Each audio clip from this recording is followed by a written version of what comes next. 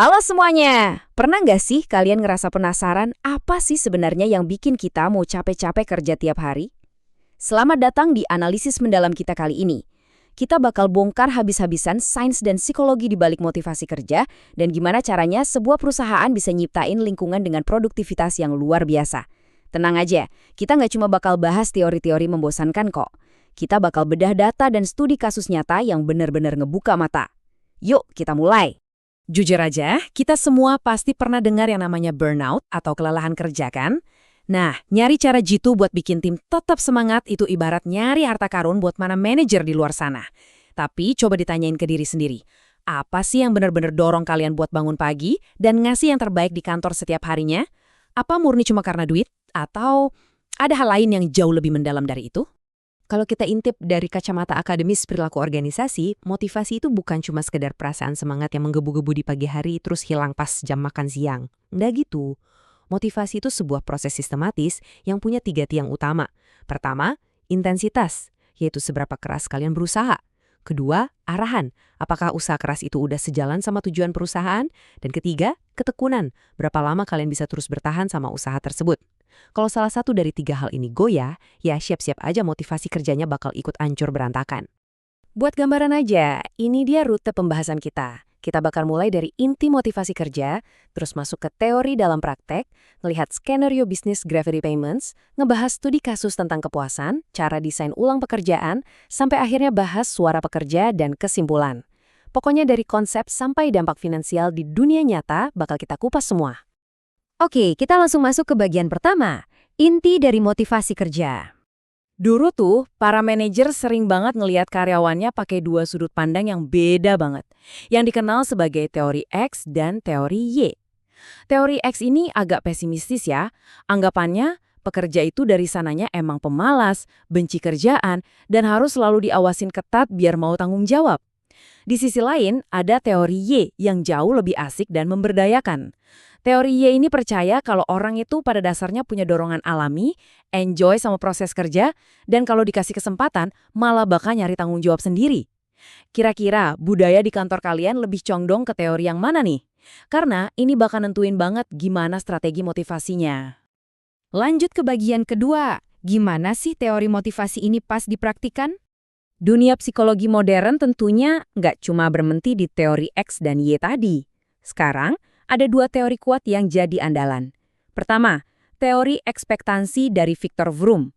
Logikanya simpel banget. Kita bakal termotivasi kalau kita yakin usaha keras kita bakal jadi kinerja yang bagus, dan kinerja itu bakal diakui dan dikasih imbalan yang setimpal. Kalau rantai ini putus, misalnya, kalian udah lembur tiap hari, tapi boro-boro dapat bonus, dipuji aja enggak, ya pasti langsung down kan? Terus yang kedua, teori keadilan dari Stacey Adams. Pernah nggak sih kalian ngerasa udah ngasih 100%, tapi pas tahu teman sebelah meja yang kerjanya cuma santai, malah digaji lebih gede, kalian langsung lemes? Nah, itu dia teori keadilan. Kita itu secara otomatis selalu ngebandingin rasio keringat dan gaji kita sama orang lain. Rasa nggak adil ini benar-benar pembunuh motivasi nomor 1. Sekarang kita masuk ke bagian ketiga, skenario bisnis yang super menarik dari Gravity Payments. Teori emang gampang diucapin, tapi coba kita lihat pas diterapin secara ekstrem di dunia nyata. Bayangin sebuah perusahaan pemproses kartu kredit di Seattle bernama Gravity Payments. Seattle itu kota yang biaya hidupnya gila-gilaan mahalnya loh. Nah, CEO mereka yang bernama Dan Price bikin satu keputusan radikal yang bikin geger dunia bisnis.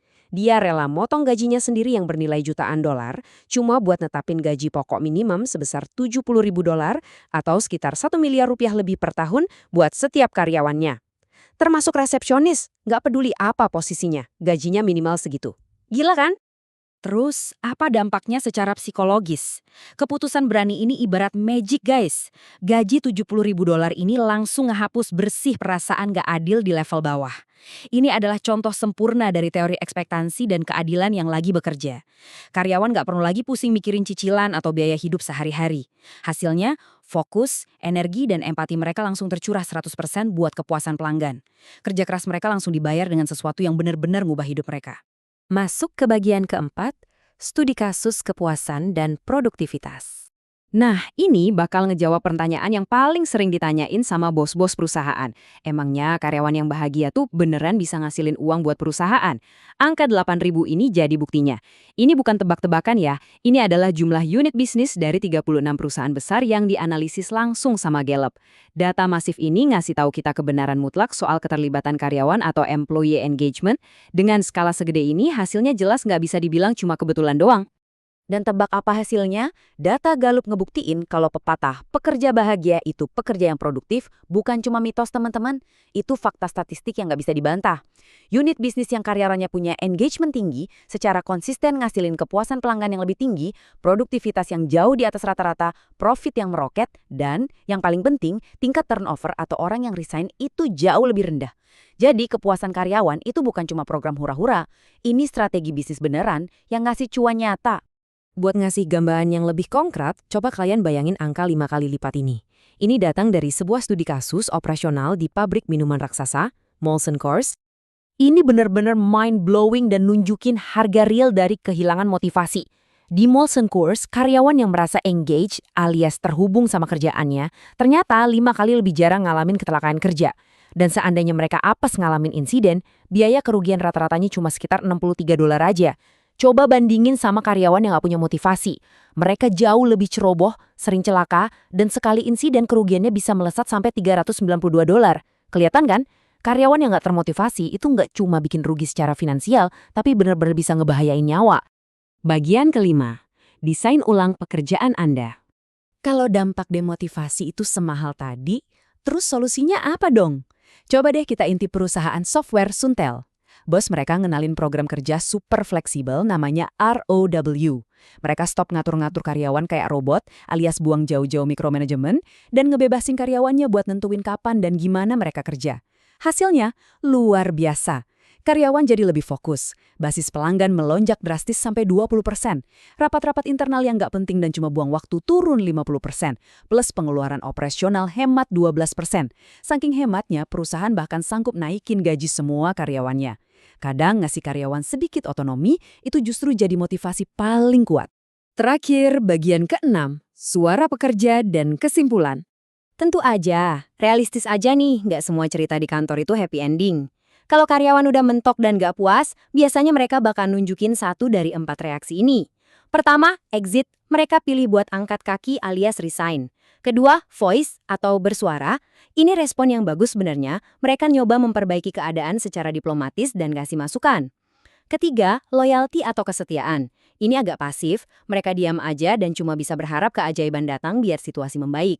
Dan yang keempat, ini yang paling bahaya. Neglect alias pengabaian. Mereka pasif, ngebiarin semuanya makin hancur, mulai sering bolos dan kerjaan berantakan. Tugas manajer yang jago itu adalah ngenalin tanda-tanda ini dari awal dan proaktif ngajak timnya buat milih bersuara secara sehat sebelum mereka benar-benar keluar atau parahnya mengabaikan tanggung jawab. Nah, sebelum kita akhiri sesi ini, saya mau nanya satu hal yang lumayan deep buat kalian pikirin.